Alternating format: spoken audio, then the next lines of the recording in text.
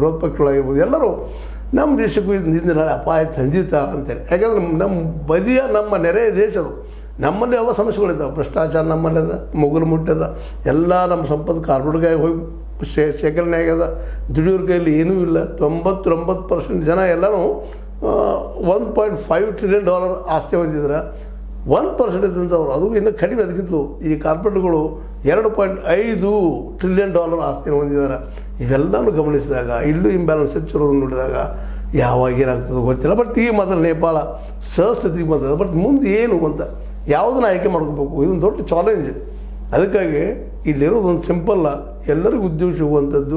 ಯಾಕಂದರೆ ಉದ್ಯೋಗ ಸಿಗ್ತಂದ್ರೆ ಸಹಜವಾಗಿ ಮನುಷ್ಯ ಕ್ರಾಂತಿ ಕಡೆ ಮನಸ್ಸು ಮಾಡಲಾರ್ದು ದುಡಿದು ಊಟ ಮಾಡೋ ಕಡೆ ಮನಸ್ಸು ಹರಿಯೋದ್ರಿಂದಾಗಿ ಆ ದಿಸೆಯಲ್ಲಿ ನೇಪಾಳದ ಅಲ್ಲಿಯ ಈಗಿನ ಹೊಸ ಸರ್ಕಾರ ರಚನೆ ಅಂತ ಖಾರ್ಗೆ ಅವರಾಗಿರ್ಬೋದು, ಅವ್ರ ಜೊತೆಗಾರರಾಗಿರ್ಬೋದು ಯೋಚನೆ ಮಾಡಬೇಕಾಗ್ಯದ. ಜೊತೆಗೆ ಇಲ್ಲಿ ಬಾಂಗ್ಲಾದಲ್ಲೂ ನಿಮ್ಗೆ ಗೊತ್ತು ಯೂನಿಸ್ ಅವರು ಅಲ್ಲಿಯ ಹಂಗಾಮಿ ಪ್ರೆಸಿಡೆಂಟ್ರಾಗಿದ್ದಾರೆ.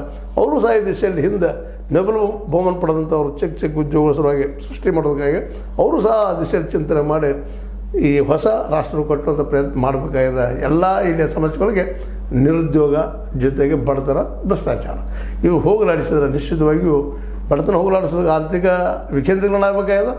ಮುಂದೆ ಎಲ್ಲರಿಗೂ ಉದ್ಯೋಗ ಸಿಗಬೇಕಾಗ್ಯದ. ಆ ಚಿಕ್ಕರಾಗಿ ಮಾತ್ರ ಇವೆಲ್ಲ ಸಮಸ್ಯೆಗಳು ದೂರ ಆಗ್ಬೋದು ಅನ್ನುವಂಥ ಮಾತು ನೆನಪಿಟ್ಕೊಂಡು ಆ ದಿಸೆಯಲ್ಲಿ ಹೆಜ್ಜೆ ಇಟ್ಟು ಹೋಗಿನೋ ಅಂತ ಹೇಳ್ತಾ, ನಿಮಗೆ ಇದು ಲೈಕ್ ಆಗಿರ್ಬೋದು, ಲೈಕ್ ಮಾಡಿ, ಶೇರ್ ಮಾಡಿ, ಕಮೆಂಟ್ ಮಾಡಿ, ಜೊತೆಗೆ ಸಬ್ಸ್ಕ್ರೈಬ್ ನಿಲ್ಲಿಸಬೇಡ್ರಿ. H60 ನ್ಯೂಸ್ ಅರ್ಧ ತೇಜಿದಾರ ಇದು ಸತ್ಯದ ಕೈಗೊಂಡು ವಂದನೆಗಳು.